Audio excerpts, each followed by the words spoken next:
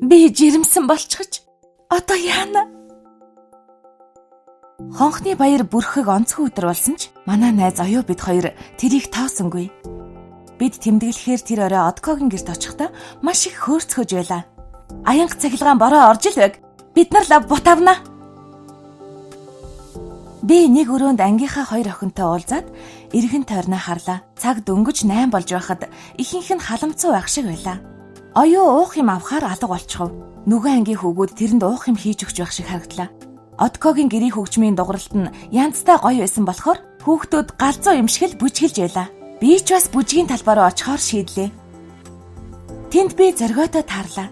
Тэр намайг харангуутаа олон хүн дундуур гүйж ирснээ удаан уулзаагүй юм шиг л тэврээд авлаа. Бид хоёр уг нь өдөрхөн болцсон юмсан. Тэр миний гараас атгаад буудан руу дагуулж аваачлаа. Би тэрэнд их сургууль тэтгэлэгтээ сурах урилга авсан гэдгээ баяртайгаар хэллээ. Тийм ээ, би чадсан. Тэр надад баяр хүргэж уух юм хийж өгсөн юм. Би алкогольд муу болохоор жирийн үед зүгээр л үгүй гэж хэлэх байсан. Гэртээ харихгүй бол болохгүй. Ээжэд архиусан гэж үнэртүүлэхийг хүсэхгүй байна гэж хэлэх байсан. Гэхдээ энэ удаа тэгэхгүй гэж бодов. Би их сургуульд орсондоо өөрөөрөө бахархаж байсан болохоор жаахан тэмдэглэхэд юунд болохгүй байхав гэж бодлоо. Төлөө. Эхлээд нэг хундаг. Тэгээд дахиад нэг. Уух тусам би улмал ухаанаа алдаж юу ч санахгүй болж байв. Тэрнтэй үнсэлцэж тэврэлдэхэд ямар халуухан байгааг л мэдэрч байлаа. Тэгж үнсэлцэж байхдаа тэр намайг дагуулan унтлагын өрөө рүү орохдоо нэг гараараа хаалхан голгож нөгөө гараараа намайг илж байлаа. Архиуснаас болоод одоо болоод байгаа энэ сонин мэдрэмжээс өөр бүх юмыг би мартчихсан байв. Сексээс авсан тэр түрхэн зургийн таашаал миний өмнө нь хизээч үзэж байгаагүй зүйл байлаа. Бид хоёр тэгж унтаж байхад тэрнээс болж гарах үр дагаврын талаар толгойд минь юу ч бодогдохгүй байв. Тэрнээс 1 сар орчмын дараа надад нэг л сонин мэдрэгдэж эхэллээ. Ээжтэй хоол хийхтэн тусалж байхад дотор муухаарч эхлэв. Энэ би эсэлтийн шалгалтанд бэлдэх гээд өчнөө стресстэй байснаас минь л болсон байх та. Өөр юу л байв гэж бодож байлаа. Бараг 1 сарын турш сарын тэмдэг маань ирэхгүй байгаа нь бүрч сонин байв. Байн дотор муухаарч би улам ихээр ядрах болов. Зоригоороо залгахаас үр аргагүй байлаа. Тэр шөнөөс хойш бид хоёр бараг дахиж яриаггүй байсан юм. Тэрнтэй ярьсан чинь бэлгэвчхүү хийхэд тэр дуртай болохоор хэрэглээгүй. Тэглэж ганцхан л удаа юм чинь яавал гэжтэй гэж хэлв. Тэгээд би тэрэнд биедээ гарч байгаа өөрчлөлт тэрнээс болсон байхаа гэж хэлтэл тэр чимээгүй болсноо шуудхан л уцаа тасалчихв. Би дахиж залгасан ч тэр уцаа авахгүй байж байснаа удалгүй бүр уцаа салгачихлаа. Би зүгээр л уйлж гарлаа. Маш ихээр айж яах ч учраа олохгүй байлаа. Тэгээд оюу руу залгаж тэр надад жирэмсний тест авчирж өгөөд шалгаж үзтэл яг л айж байсан нь үнэн болох нь тэр. Сэтгүүлч болно гэсэн мөрөөдөл минь нуран унлаа.